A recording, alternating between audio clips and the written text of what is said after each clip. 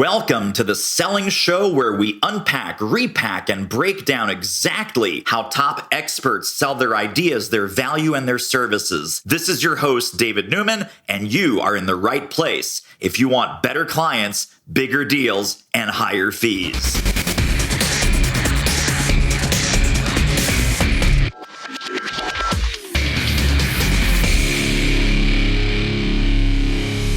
All right. I got the guy whose last name is extremely easy to say, unless you see it spelled out. Mr. David Priemer, welcome to the show. Thank you so much, David. It's great to be with you. And it's worse because I'm Canadian, as you probably can relate to, because people want to, Frenchify it all the time. Yes, of course. It's not. Yeah. But I just had to say that because I know that you have some fun with that as well. I do, yeah. So we are talking about sell the way you buy, humanizing the sales process. Talk a little bit about what drove you to write this book and kind of what's broken, funky, and sad with the state of sales that made you want to write this book. Yeah, 100%. Well, look, so like most people who got into professional selling, I got into selling by accident. At the turn of the dot-com boom, I was a research scientist of all things in engineering, and ended up joining a startup as a sales consultant. I didn't even know sales was a thing you could do. And I absolutely fell in love with sales because it was so complex and there was so much nuance. And it was almost like a bit of an engineering problem that you could kind of pick apart. There's like this human interaction piece. There's the words that I say. There's the tone. So it was like a all you can eat, intellectual sales buffet for me. But I realized that as much as I love sales, and I'm going to say this quietly, I don't like talking to salespeople. And a lot of people don't like talking to salespeople. When you tell someone you're in sales, you're not popular. In fact, you're like the enemy, right? And so I always thought to myself, okay, now the journey took me, 20 years across a bunch of high-tech growth companies. 3 of them ended up being acquired. One was acquired by a company called Salesforce. A lot of people have heard. I was at Salesforce for 5 years. I used to run small business sales for the Eastern US at Salesforce. And so I kind of took all these kind of learning and knowledge and practice, but I realized that the things that I was sometimes asking my team to do in terms of sales tactics were not unethical. They were not categorically ineffective, but they were just things that if I found myself on the buying side of the transaction would never work on me, right? And so this kind of led me back to my roots of science, engineering, and research, and really trying to pick apart the world of sales like this engineering problem and kind of come up with a methodology and set of tactics and approaches that are rooted in science. So things that are scientifically proven to work, not hearsay of, here's what I did, here's what you should do. But that also had this element of empathy, which is, people still buy from people. I know it's kind of, weird to say still, but how can we be more human in our selling interactions, manifest tons of confidence and conviction? And that's where this whole idea of sell the way you buy came from. I want to just bring up a little funny sidebar kind of, maybe it's a myth, maybe it's not. Do you find that our salespeople themselves, are they better buyers? Are they more receptive to buying and investing in things because they're on the other side of this most of the time? I don't think so. And the reason I say that is because, as humans, a lot of the things that drive us, like the emotional drivers and the triggers and so on, are completely transparent to us. We don't notice them. Things happen and we react. And we don't often stop to think about, okay, well, when the person spoke to me like this, I got pissed off and I, stormed out of the store. When they said it like this, we don't have that kind of, emotional awareness all the time. And that's actually why, if I can kind of flip that around for a second, there's a lot of bad salespeople out there. That's a given. However, I believe those bad salespeople are actually not bad people. They're good people, but they're just going out there and executing these tactics really without thinking about why these tactics work or why they don't. So to your question, no, I don't think salespeople are necessarily better buyers because they're still subject to all of these unconscious behaviors and biases. But to turn it around, to the extent that as sellers, we can become more in tune with these forces, we will become better buyers, but also we'll just become better sellers. And better human beings. Absolutely. Absolutely. Also, yeah. So when we are looking at the sell the way you buy philosophy, one of the things that you talk about early on in the book is attention. And I say this in a different context, that we're living in an attention economy, meaning first you have to earn their attention before you get the opportunity or the right to earn their money or earn the sale. Talk about the attention value matrix, the way you talk about it, and sort of where attention kind of comes in early on in effective sales communication. Yeah, 100%. And so like the idea behind it is that there's so many solutions out there on the market. Like the barrier to creating anyone could start up a business, have a website. Like there's so many more solutions than there used to be before. And what's happening now is individuals, we're having to kind of put up these defense mechanisms because we can't subject ourselves to everything that's out there. Like the example I give in the marketing technology space alone, in 2011, there were 150 vendors. And in 2020, there was over 8,000 vendors. And not only more vendors, but like more product categories. And so as a consumer, it's like, I know you're a delicate flower and you're unique and you think you're wonderful. And I think we say that about ourselves too. But like our customers spend 1% of a time giving a shit. Can I say shit? Hopefully I can. You can. Giving a shit about what it is that we do. They got their own problems. And so the way I kind of think about it is like to get your customers' attention, you have to do things and act in a certain way to stand out. And the attention value matrix is just kind of this mathematical interpretation I had. It's kind of very, very easy to understand. Almost picture, like a graph that just goes up and to the right. And on one axis, you have value. And on the other axis, you have like attention. Actually, it's kind of up into like an inverse. So it kind of goes up and to the left. So the idea is like the more valuable intrinsically a product is, the less attention you need from someone to recognize it. So for example, if I said, hey, David, I just discovered the cure for cancer, right? I wouldn't really have to do a lot of like advertising and promotion about that. Like people feel that solution is so valuable, it would just get out there. Almost like, like the new iPhones. Now, look, Apple does a lot of advertising about the iPhones, but you don't have to even look at an ad to know when the new iPhone's coming out and what the new features are, because society views that as so valuable that it just kind of, it permeates and there's not a lot of effort. However, if you tell me like you sell widgets or pencils or like McDonald's comes out with a new hamburger, that requires a certain amount of effort to get people to care and pay attention. And what happens is for most of the things that we sell, you're a professional services company, you're an accounting firm. But you know what? Look, I train salespeople. There's a million people that do what I do. There's a million people that do what you do. So the question is, how do we stand out? Because customers will immediately discount the value of what it is you're pushing. And so the goal is, for most of us, we're not blessed with, developing cures for cancer. We do normal things. Most people just do normal things. So the question is, how can we go out there with our normal thing? And I know you're a delicate flower and unique and wonderful. I get that. But like, how can we go out there with our normal thing product and still be able to get people's attention without putting in a ton of effort? And that's kind of what the attention value matrix is all about. Love that. Love that. You also write in the book about the magical question about really, are you doing the very best thing you could possibly do for you, whether that's buying from me or not? And obviously we are hugely biased. David, you got to buy my thing. My thing is amazing. My thing is awesome. You just said that you have this problem. I have the solution. Let's get married.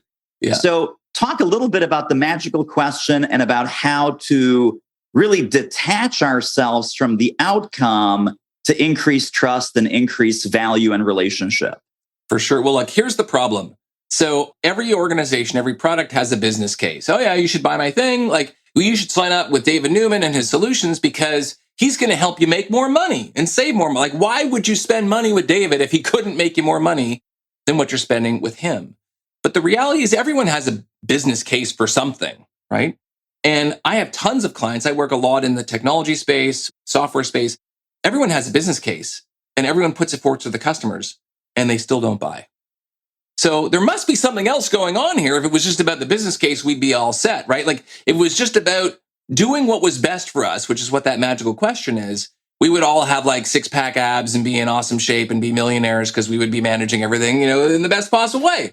But the reality is we don't. And like the simple example I give in the book is I say, like, if I were to follow you around and write down everything that you ate for a month, right? Everything you ate for lunch. And I said, I'm going to take that list. I'm going to give it to your doctor. And I'm going to ask your doctor, what percentage of the time did David eat the best thing? Best as defined as calorically, food groups, portion size.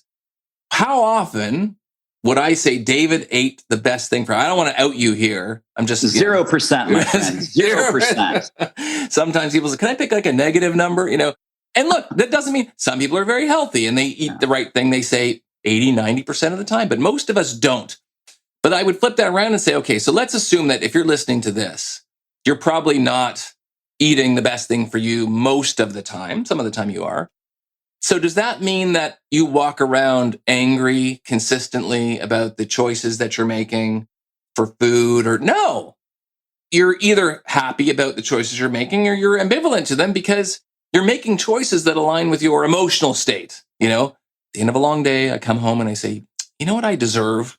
I deserve this. Or a lot of people experience this at the end of the pandemic, which hopefully we're in. They said, look, I haven't been on vacation for a long time. I'm going, hog wild on this next vacation. We're going to go here and we're going to go there because we're going to start living again. And that's not probably the best use of your money, but you're doing it because it's what you feel. And so the question is, when people buy your product or service, rather than selling them the business case, and I'm not saying business cases are useless, but there's this difference, I say, between value and ROI. ROI is the business case. Value is the emotional experience that people buy when they buy your product. And that emotional experience could be safety, security, feeling of in control, leadership, whatever it is. And that's the thing that they're actually buying. And so to the extent that you can sell them that feeling, right? Like I might invest in David Newman's company because not only does he have a good business case, but he's been doing this for so long and he has so many tier one clients. And I believe that he has the organizational capability and know-how to make me successful, right? Versus, Joe Blow down the store or down the street who has the same value proposition without the credentials, right? Same business case, different value. And by the way, this interview is now over. Thank you for the commercial. David Priemer, great to have you with us. No, I'm kidding. Hey, if you're loving this episode as much as I am, pop over to doitmarketing.com/manifesto and get your free 37-page download guide to how to sell smarter, sell more easily, sell more often. That's what we're here to help you with at The Selling Show. Off you go. So this is critically important, right? Because the old sales cliche that I'm going to ask you to unpack with the usual engineering brilliance that you have, the old sales cliche is people buy emotionally and then they justify it logically. But I'm guessing, especially in the worlds where you operate, technology, software, SaaS companies, these people might come to you and say, but David, we're a technology company. We sell to other technologists. They don't have feelings. They're not going to get emotional. They're scientists, they're engineers, they're CEOs. That to me is complete nonsense. I know that you also feel it's complete nonsense, but please tell us why. Why is that complete nonsense that technical people, engineers, IT people, CIOs, CTOs, they're just walking, talking, analytical robots, and they have no emotions? How do we get them to share some of those emotions with us and share some of those emotional drivers? Yeah, well, it's a good question. There's two parts to it. First part is, what are those emotional drivers? If I'm a head of IT at a company, what emotional driver could I have for buying IT security software other than, saving my time and preventing intrusions and all that kind of stuff? And then there's the second piece, which is what sometimes I refer to as the science of self-disclosure, which is how do you get people to tell you stuff that's really none of your business, right? And so the first part are the feelings. So if you think about back to that example, I'm an IT security administrator at a company. Why would I buy your product? Well, maybe I had a data breach at my company. And now, not only is my job at risk because it happened on my watch, but there's the reputation of the company that's at stake. And so now I'm really eager to buy your product. And I may not care as much about the price as I do about your ability to help solve my problem. When I used to work for Salesforce, and now look, I love working at Salesforce, but does Salesforce have the best products in the world? I don't know, right? But are they in the Gartner Magic Quadrant of best companies? Absolutely, because they've been doing it for a long time. They are the most expensive, right? Or at least they were. And so when you buy Salesforce, you're not just buying good software. You are buying the experience of working with a market leader. And, this old expression, no one ever got fired for buying IBM. No one ever got fired for buying whatever the big player in your space is, because they're not only buying the solution, they're buying the safety and security of choosing that, vendor.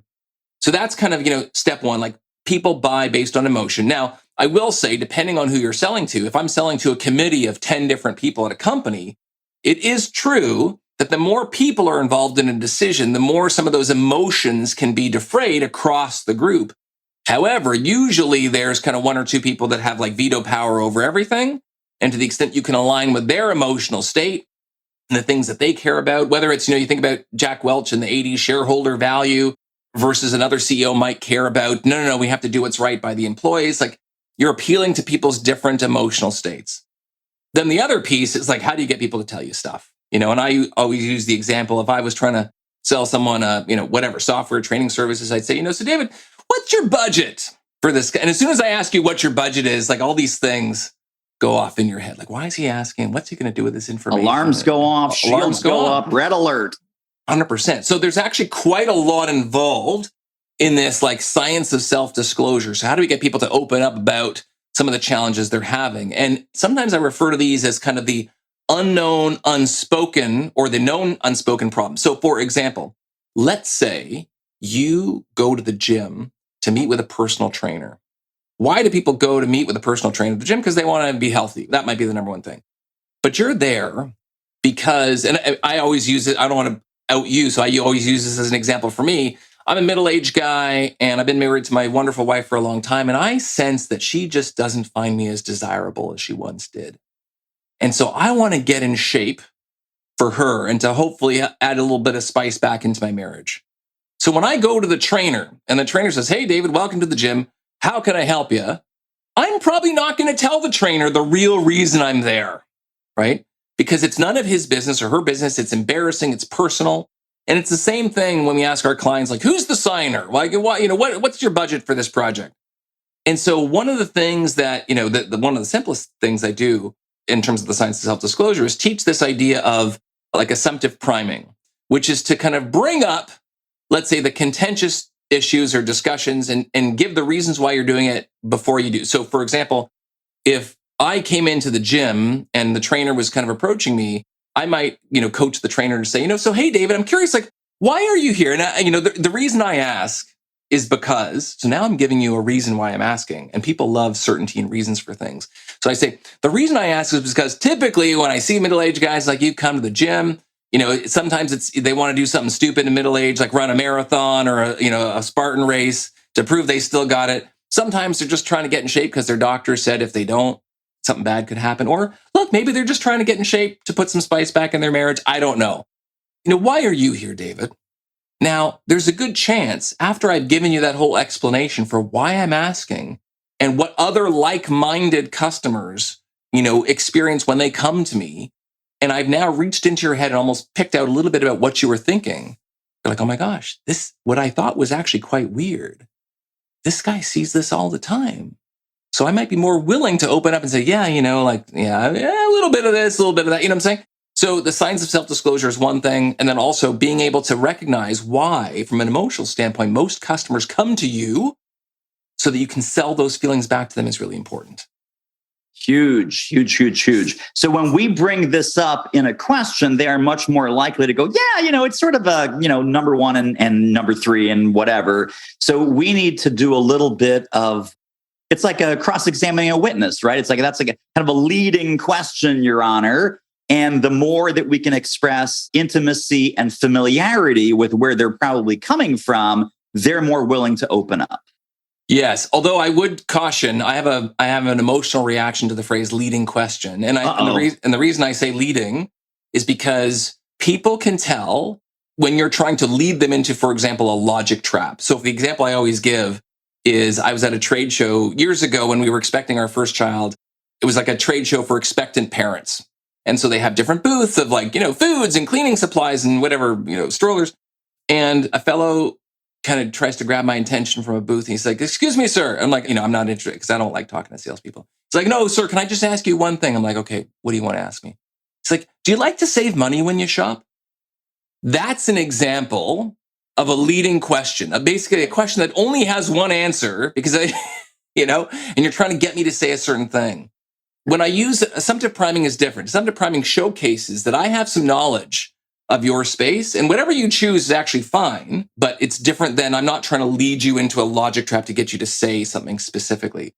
The other thing I would actually point out about assumptive priming, which is really powerful, is that sometimes the challenges that I would articulate when I prime conversation with a customer or prospect might include problems that they weren't even aware that they had, right?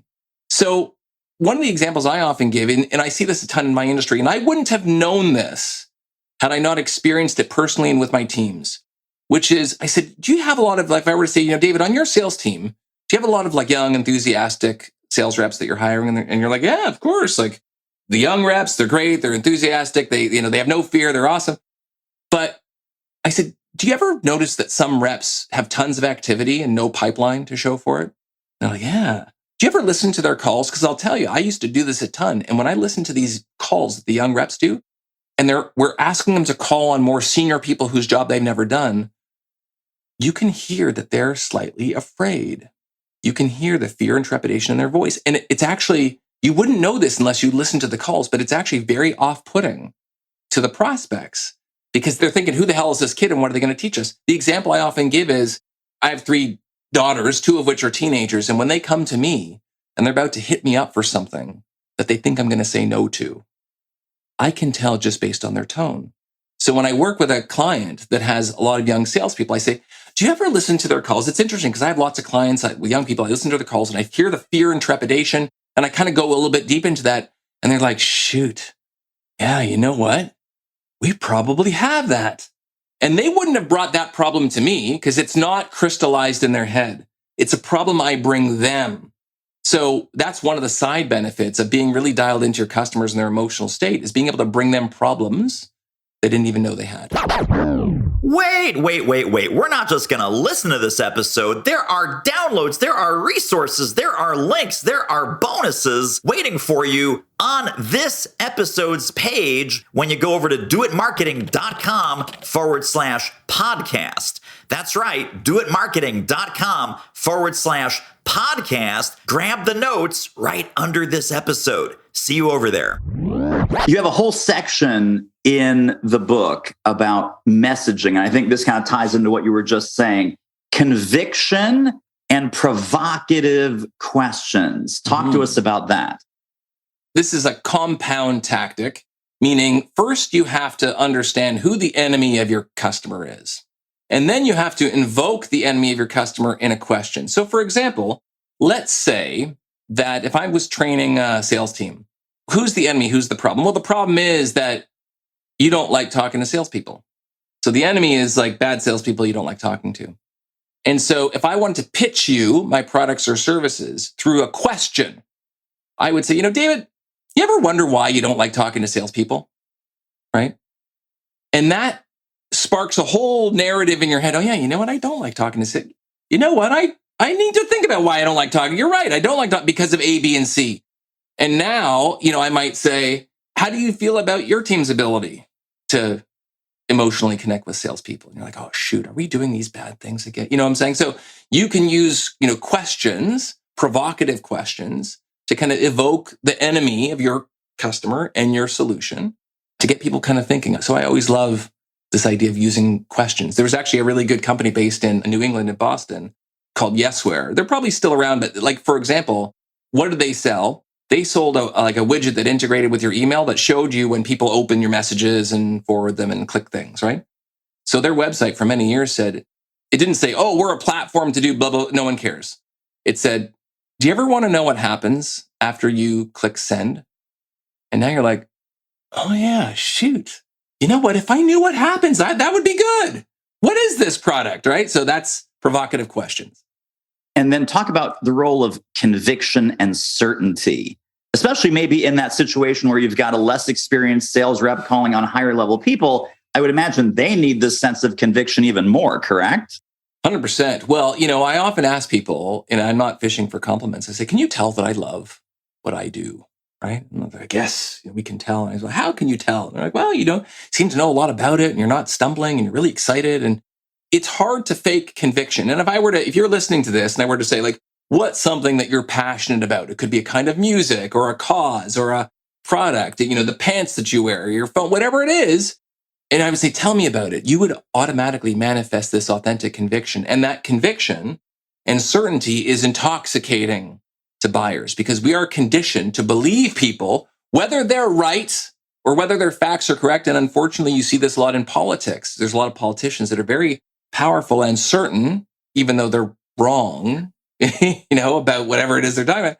And we follow them because we emotionally buy into people who are very certain about what they're talking about. And this goes back to like a very primitive human, behavior or emotion, is this idea of, when we were hunters and gatherers and we didn't have certainty, we didn't kill the animal and wear the hides and, build the fires, and we died.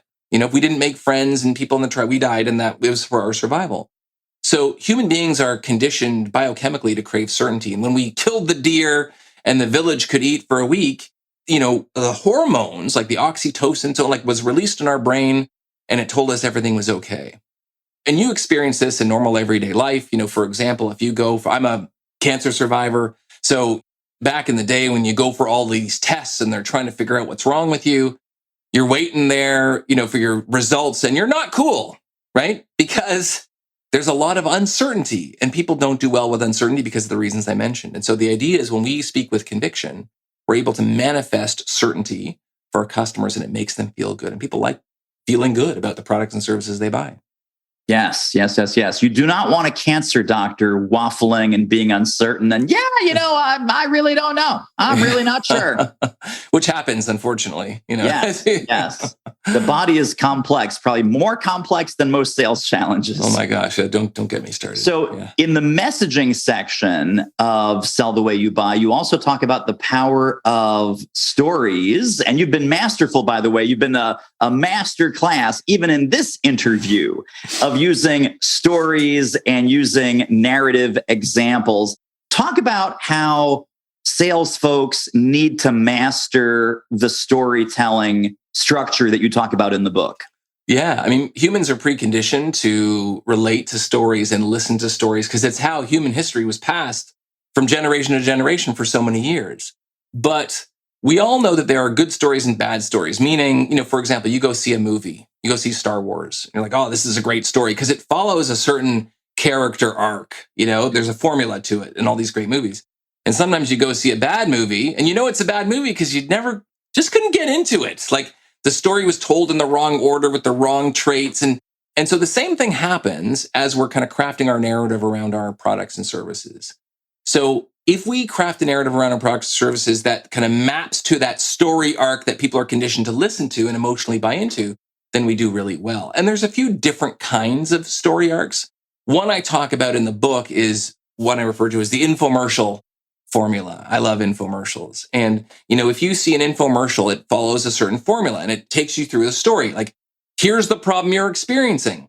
Here's the ideal solution to the problem. But whoa, hold on a second. Here's why that ideal solution won't work for you. But we have a better way, right? So if I said, you want to lose weight and get in shape, well, the best way to do that is just, eat lots of delicious, healthy fruits and juices and pure this and organic that. But oh my gosh, all that stuff is expensive. And who has the time to prepare all that stuff every day?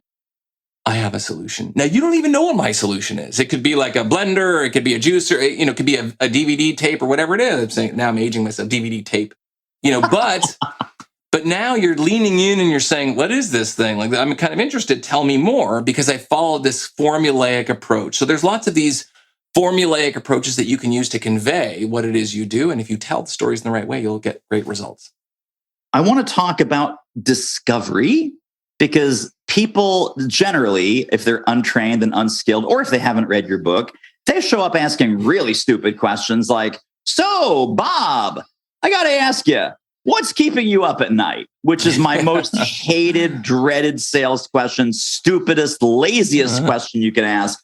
Talk about mindful discovery and peeling back the onion so that it leads the prospect to a buying state of mind. 100%. Well, even just some of the things we talked about earlier, if I want to know like what's keeping you up at night, I also don't like that question. I like this idea. And the idea behind, first of all, mindful discovery is just being really like it's kind of funny. It's almost like the Costco of discovery. Costco looks like this random warehouse where everything is just kind of, placed and it looks cheap. But I remember the CEO of Costco saying it takes a lot of time and effort and money to make things look this cheap. You know what I'm saying? And so it's the same thing with discovery. I want to ask about your budget and timing and needs and figure stuff out, but I have to make it seem like we're just having like a friendly conversation.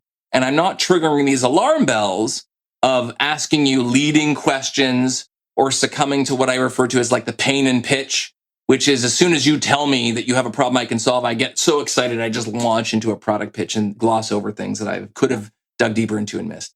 So that's kind of the principle behind mindful discovery. One of the simplest tactics, again, is like the reason I ask is because tactic, right? Is like when you're asking questions, giving an explanation for things, because that creates certainty in the mind of your customer. Like imagine you walked into a car dealership and the car salesperson says, so David, what's your budget for this car? You're thinking, oh my gosh, is he going to try to box me into something or try to escalate the price or sell me additional options? So, the salesperson might say, hey, David, I'm just curious, like, what's your budget for cars? Like the reason I ask is because we have all sorts of cars with all sorts of options. And I don't want to show you something that's like out of the range or, doesn't meet your needs. I want to save you time. So now, even though I've kind of like asked you a bit of a discovery question there, I've shown you why I'm asking. I've shared why it's in your best interest. It doesn't feel leading at all. And so that's what I mean by mindful discovery, is just being mindful about the questions you ask, the order that you ask them in, the response that they create in the mind of your customer, so that you can get people to really open up and tell you the things that you would be valuable for both of you to talk about. For sure. The last section of the book, as we're wrapping up, is a really masterful section on objection handling and where they are and where they come from and how professional sellers can sort of get ahead of them or be more empathetic and really find out what's behind them. What's your philosophy on the objection handling, the way we talk about it in the book? Yeah. So as far as the objection handling goes, I think one of the biggest problems that we fall into, or the pitfalls, is that we think about objection handling as like a 2-column exercise. Column A is customer says this. Column B is like we say this, and the objection magically goes away. And that's not true. The objections are discussions. The objections are rooted in emotion. The most common objection that a salesperson hears is too expensive, right? And so I might say, okay, well, what does it's too expensive mean? Like if I asked you out on a date and you didn't want to go with me, you might say something like, oh, I'm sorry, David, I'm busy Saturday night. But like, what does that mean? Like, is this a logistical problem? Like, what about next Sunday, right? And I say, well, what about next Saturday? And you're like, oh, I'm busy then too. Now I realize the objection is not really about a logistical issue. It's about something else. So it's the same thing as we hear objections from our customers and they say it's too expensive or it'll never work here. There's all sorts of reasons why people say these things. Sometimes and they're not nefarious. Sometimes it's to delay the decision. Sometimes, it is a budgetary constraint, but oftentimes there's an emotional element behind it. Maybe the solution that you're pitching is actually a solution to a problem that I brought into the organization to begin with. So I need to kind of tiptoe around and make sure I save face in my own organization. So it's the same thing with, understanding the science and emotion behind why people launch objections so that you can kind of disarm them, but also realizing these are discussion. These are not like one-hit crushes, so to speak. Love that. It's not a linear, kung fu, move, counter move, kick, block. It's not like that. It's a human to human conversation. Totally love it. So 2 final questions. The final question is, what resources and links can we share with people? Before we get to that, if folks were to take one overarching concept from our discussion today about sell the way you buy, what would you hope that overarching takeaway would be? Don't use tactics that wouldn't work on you. That's the biggest thing. And by the way, that question will then lead you down the path of, okay, well, so hold on, why? Yeah, you know what? That tactic wouldn't work on me. Why wouldn't it work on me? Oh yeah, you know what? And it'll lead you down that path. So that's the thing. Be really curious about the pathways and mechanisms by which we make decisions. That's number 1 takeaway. Brilliant. All right. How can people get connected and stay connected to more David Priemer brilliance? Where can we send people? What links shall we share in the show notes? Sure. So I have one big master link. It's cerebralselling.com is my website. So you can go there. But if you go to that website /helpful-resources, it'll take you to my YouTube channel. I do have a free Facebook page called the Sales Lab where I do free training every week. I have, my blog, of course. I have tons of programs for training, both for individual sellers, entrepreneurs, and leaders. So that thing will take you there. And then my book is called Sell the Way You Buy, and you can get that on Amazon or wherever you buy books. Wherever fine books are sold. Fine books are sold. That's right. And if you want to listen to 6.5 hours of me reading my own book, there's the audiobook version too.